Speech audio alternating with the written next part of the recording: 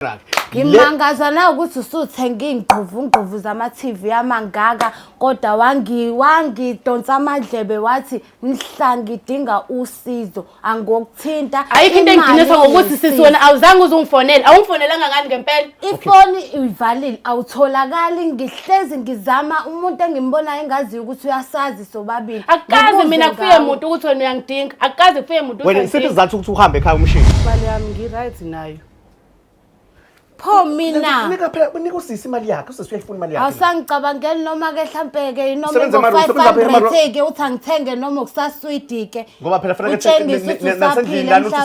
usebenza ngiyizamela mina bhutami kwi-restaurant ngibuye ebusuku ngithi ukuthi nginganokuthi ngizodlana endlini ngingaholile. wena okay mawubukuma wakho lento oyenzayo uyayijabulela la ekhona ngabe content seniyenzile niyenzela umzali okay umuzi nikwenzile lokho sekushayela ihlombe kodwa makuthi nikhonza idlozi awubona ukuthi fanele mhlambe ngabe nenza umsebenzi nikhumbula umama nimbulitshe nenze into right awucabange lokho ubona ukuthi gijima uzomosha imali la emafleteni ushiya ikhaya elakho lelakhaya lakhe wena ayikho nje into osayenzile awenze lutho awenze fokhona lokhu fidana nale ndoda engabe ihlangana noma yini. I'm so sorry to use that but sengishilo Ave ngashiselwa. fanele ushisele uzokhipha imali phela uzonika umuntu imali yakho into okamnikazi kuzobuyela kumnikazi wakhe. Ngiyayicela bandla angilwi ngikunika 3 days.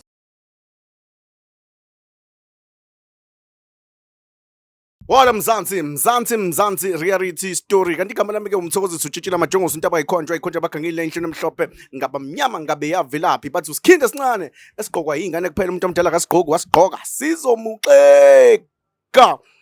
Namhlanje sila sibizwe udadewethu wathi cha asiphuthume dadewethu ngicela uchazela ababukeli ukuthi njengoba usibizile nje usibizeleni. Sanibonani babukeli, igama lami nguNomzamo owakaduma. La nginenkinga engibhekene nayo emayelana nosisi wami. Ingakho ngize ngacela wena bhuti ukuthi ngicela bandla uzongisiza ngoba sekungaphezulu kwamandla ami. And ngiyazama ukukhuluma naye angimtholi, ngiyazama ukumfuna angimtholi. Sengibone kungcono ukuthi ngibhalele uMzansi reality ukuthi uzongisiza ukuthi ngimthole. Ubalo othulwayo uchaza ukuthi uba. Udadewethu esizalana naye kumama wami. Igama lakhe uNomusa wakaduma. Ebesihlala naye nje sisakhula sihlala umama wethu ngebhadwa shiya emhlabeni. Impilo mase siqhubha naye siqhubha ndawonye. Kumnandi kwase kuba ke bhuti wami kuba khona isithembiso esithembisana sona since umama wethu engasekho emhlabeni. Ileso ke isithembiso angasasigcinanga. Ingakho ngicelela ukuthi sicela nizongisiza ukuze ezongichazela ukuthi kwenzakalani kathini isithembiso. Lana bhuti wami sashonela umzali wethu umama. Umama ewasiphilisa esenzela konke. Ekhambeni kwakhe washiya neRDP umxhaso. So ekushoneni kwakhe umama wethu kwase kuba khona imali ezizophuma since engasekho. Lufika usuku lokuthi iphuma imali. Ngalenkathi iphuma imali ayiphumi yonke vele iphuma isamba kuphuma igaba ngegaba. Yathi iphuma leyo kuqala yeza ngakumina wathi usisi wami angisebenzise ngoba ngisafunda umatriculation wami khona ngizothi mangesikoleni ngikwazi ukugibela itransport ngikhokhele nesikole konke idingo zesikole nje ngikwazi ukuzenza. Usisi wami ke imali singamvumela ukuthi hayi kulungile ayikho inkinga ingeza ngakumina le mali esingenile. Yathi singenile ke imali sahlala phansi naye sakhuluma wathi sisi wami omncane since unemali ngicela ukuthi sizame ukulungisa umuzi wamzali wethu ngoba engasekho. Ngabuza kanjani sisi wami solungisa kanjani umuzi athi ngoba sekukhona imali ekhona cela ukuthi nje sithenge ukuthi silungise umuzi uqalwe phansi uvuswe kube umuzi obukekayo nje. ngakwenza lokho, ngathenga itini, yonke into eyayizodingeka bhuti wami ukuthi nje umuzi wasekhaya uvuke. Ngathenga nefenisha sekwakhiwe, ngafaka endlini. Kuyimina nje owenza yonke into ngemali yami ngoba ethena usisi wami angisebenzise imali yami. Kahle hle uyena owenza yonke into ngemali yakho usho njalo. Okay, yena wayekwenza konke kodwa engakwenzi ngemali yakhe, ekwenza ngeyami. Eyakhe wangithembisa ukuthi mhla kuphuma lesisele imali sisi wami ngoba usafunda umatric wakho, mhla iphuma le mali le ekhona esele, ngizobe mina ngaleyo mali sengiyakubhekelela, ngiyakukhokhela isikole uma ufuna ukuqhubeka uye university, imina ozokwenzela konke lokho, konke ozobe ukudinga ngaleso sikhathi imina ozobe khona. Ngafunda ke bhuti wami ngaze ngafika kumatikoletshani wami, kwangahamba ke kahle. Since ngingahambanga kahle ke sengiyamfonela ke yena usisi wami, sengifuna ukumchazela phela ngoba wavele wahamba nasekhaya. Shuthi wangenelwa imali, wathola imessage, washiya ekhaya, wangishiya kanjalo ukuthi ngizoyibonela ukuthi ngenzani. Wahamba ke shuthi mina sekusesigabeni sokuthi manje sengiyayidinga imali, angisenayo. Ngiyamdinga naye ukuthi phela ngoba sasithembisene ngokuthi imali le esele mase iphuma uzobe selekelela mina ezifundweni zami. Siphumile imali, angisamthole efonini, angimazi uhlalaphi. Mangizwa bamkhomba ngala kodrobheni, mangiya edrobheni kuphi eThekwini? Yebo, eThekwini. Mangiya ngithi ngiyomfuna kuleyo ndawo ngoba bamusha emafletini. Mangithi ngiyafunisa ngaye abantu abathi abamazi, ngiyazama ukumfonela enambeni yakhe enganginayo, angisamtholi. Manje ingakho ngize lapho bhuti wami ngazobhalela uMzansi Reality ukuthi ngicela ningisize, ningitholeleni yena azozikhulumela yena ukuthi kahle kahle kwenzakalani, indaba isithembiso sami naye singasafezeki. Kodwa sahlala phansi sakhuluma naye, sathembisana ngakho konke. Manje sengiyamcela angisize, angisamtholi. Okay, njengamanje njengoba ungibizile ufisa ukuthi imali ngoba uthi ikhona uyitholile, wayithola, mayisekhona le mali ufisa ngathi ingakuhlephelela ngoba phela wena uyisebenzise yonke. Yebo, muhle umsebenzi wawenza, ngiyafisa nabanye benze njengawe. Imali ekanjena abanye bajwayele ukuthi beyishishilize ngekhasi likabanana, beyisebenzise kakhulu, beyimoshe. So wena muhle umsebenzi wenzile, ngiyakubonga kakhulu lokho. Kodwa njengamanje nawe ufuna ukulungisa impilo manje, ufuna ukulungisa uthena umatric. Yebo, nginawo umatric kodwa akulunganga. So ufuna ukulungisa umatric. Ngifisa ukuthi mangase kwenzeka ukuthi ngiba nemali sorry about that, ngilungise umatric wami. Manje ngibanjwe imali, yona imali engasekho. Okay. Ufisa ukuthi enze ubulungiswa. Yebo, esasivele sivumelene ngakho khona kwasekuqaleni kwamali ingakaphumi. Okay. Lalela ke khona ngibuye ngidideke kodwa shuthi mhlawumbe izinto ekwenzeka ngakho ba umdala wena. Uyena umdala. Yebo. Imali yaqala kuwena. Kaze kwenzeka kanjani? Ngicabanga ukuthi phela bhuti wami nami wayesengicabangela ukuthi ngoba ngisamncane nginezidingo engiyidingayo, njengoba ngifunda umatric kubuye kube khona la khona izifundo ukuthi niphume nihambe niyobhalela ngaphandle. Mhlawumbe ecabangela ukuthi leyo mali ngaleso sikhathi ngizoyidinga. Imali sengifuna ukuthi sigoqe sambe siyombheka simthole ukuthi ungakuphi. Abantu abadala baphi like uma ukuthi ngoba ngiyezwa umzali ubaba abasekho, baphi ubaba, umalume, auntie? Bakhona auntie, bakhona ngizothi bakhona ngoba bayaphila. Kodwa ke basisusa la sahleli khona sindawonye. Kwathiwa nathi ngoba sesibadala sesingasiphuma siyoyifunela impilo yethu engcono. Ubudlelwane ubunjani kanjani? Hayi, abukho kangako. Anizwene noma ngifuna ukuthola nizwene noma nizwene nomndeni. Because manje ngizama ukuthola umuntu omdala ake bengeke mhlambe ngenelela umndeni lana njengoba nami usungibhalelile. Ngifuna ukuthola umndeni nizwana na noba nisizwana na. Hayi aswani, mengeke bhuti wami ngize ngibhale. Okay, singayifaki kakhulu eyomndeni. Into engizocela nje siyenze njengamanje, sizophuma la sihambe siyombheka edolobheni lapho emafletini la ekhona. Mhlawumbe uzochaza naye ukuthi kwenzakalani yabo mhlawumbe nawe usathuswe imali but uyangixaka ngoba yena umdala wena ngabe ufikelele leso simo noma lowo muzwa. Mzansi reality ngicabanga ukuthi sivele nje sithi nje eshe simvakashela usisi simuzwe ukuthi luthini la kudaba. Let's go asambe sisi.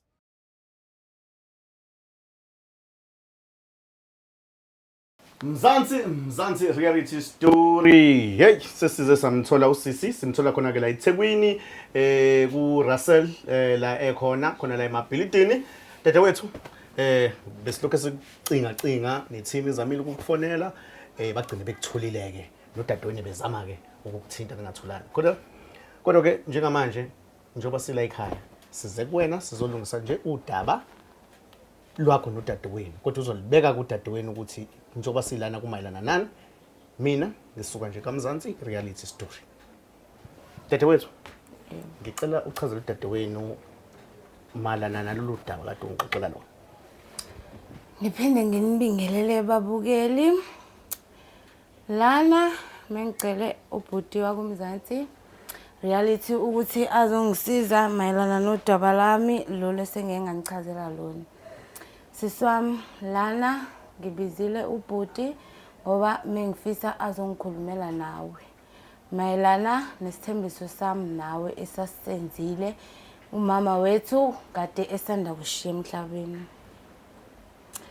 Lana ke indaba yami ithi wena siswami mama wethu washiyela imali.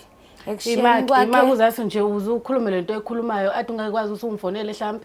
Angikuthola ocingweni sengizame kaningi ukuthi ngikuthole ngazama. Cha kuba ungidinga ngempela uzongithola njengoba usingitholile manje. Ngizamile kakhulu ukukuthola kodwa angikwazanga ukukuthola njengoba ngize manje amakhamera kuwalethela ukuthini ufuna ukubukwa ngami ufuna ukuphakama ngami.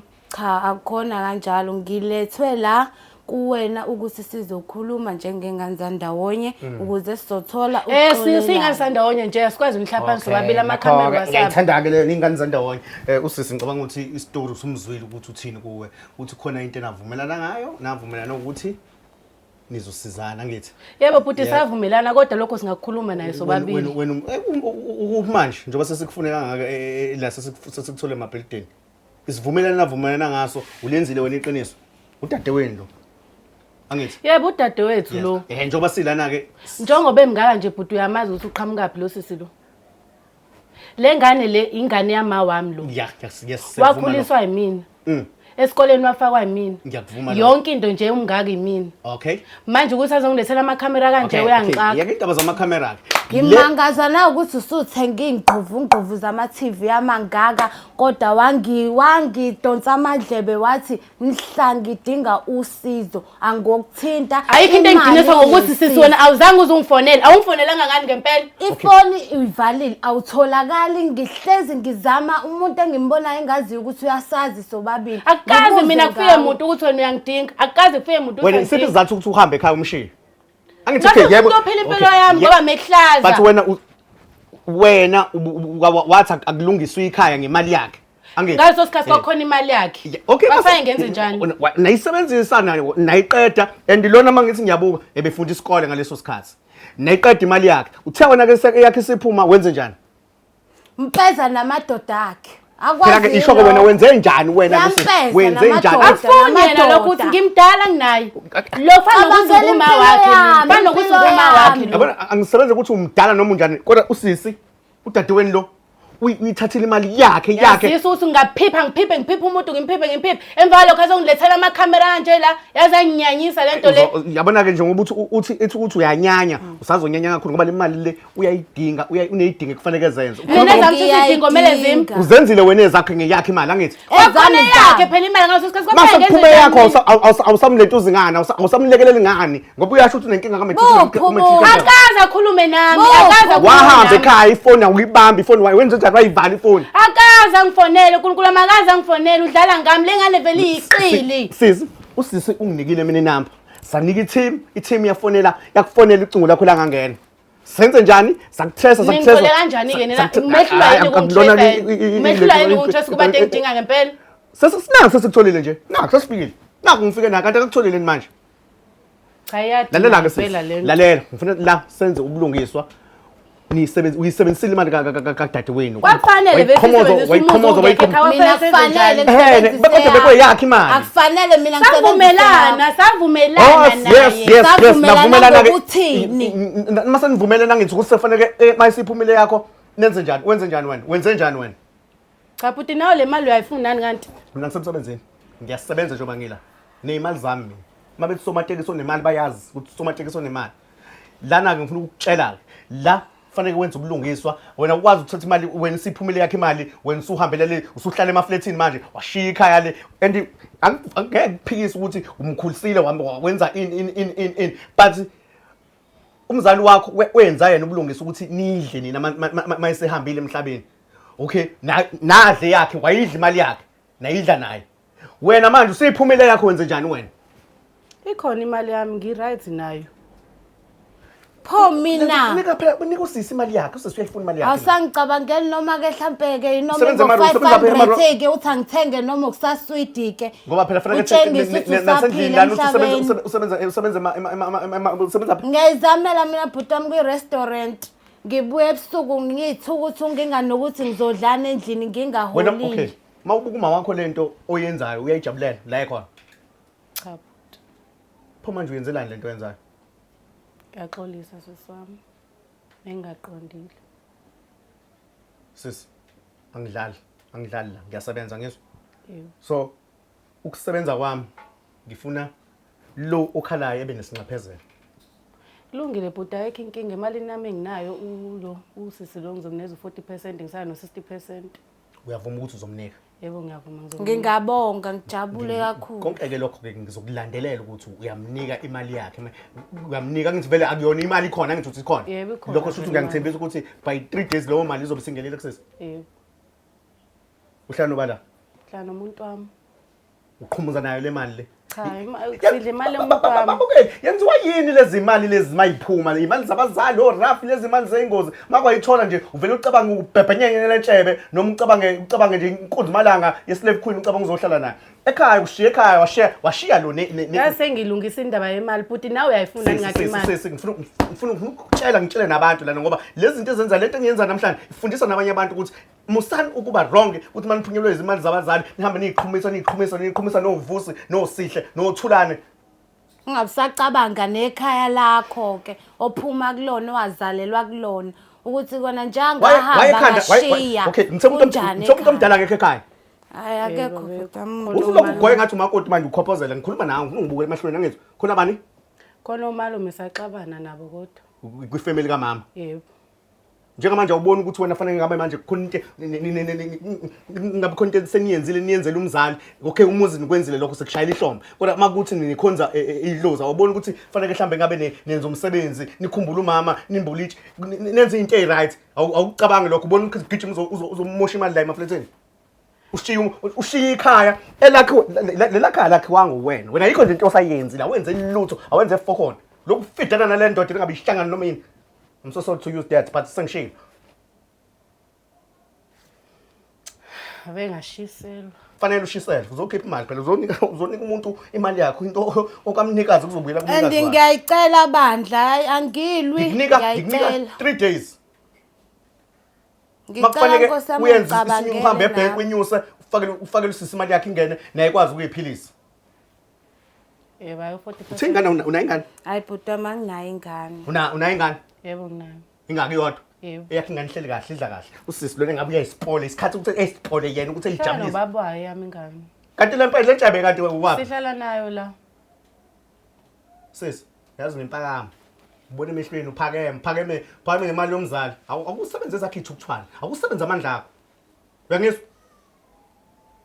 ngikhuluma nawe Ngihlambalaze nje kanje ngoba vele lento enifunayo. sihlambalazi wena uzenza usihlambalazi ucisha amafoni ngoba ulento uzana ukuthi ingane njani uzothi sihlaza kodwa ingane ikwazi ukuvusa ekhaya sis I don't take shit mina ngizwa nantsathe nje ngithatha ngibo ngisuke ngingadlali mangithi mina ngilungisa isizwe faka imali yengane nika 3 days faka imali yengane ingane ikwazi ukuqhubeka lo muntu akanangane safanele ejabulise yena eyigqokisa isipole yena wena ubhizi uthatha imali uzoyidla nentshebe you shit lalela mzansi Anguthathi mina ushidi ngempela. Uyangicasula lo sisi uyambona uzenza into ephezulu ekhekheni.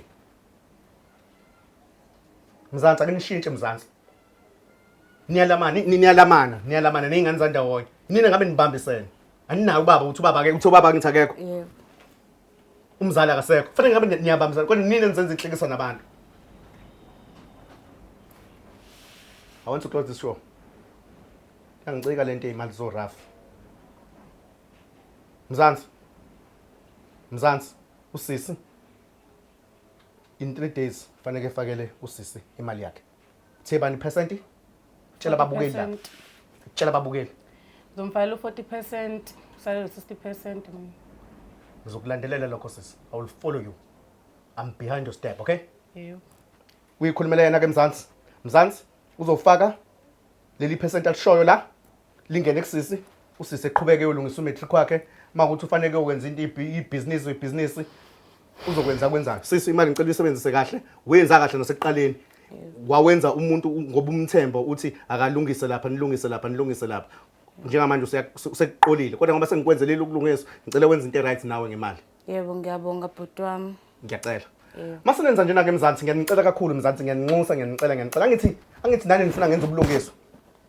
Sikumzansi reality ngiyafisa ukuthi senze ubulungiswa kubantu nibone sihambela abantu sikhuluma nabo sithi okomuntu okumlahlekela kubuye.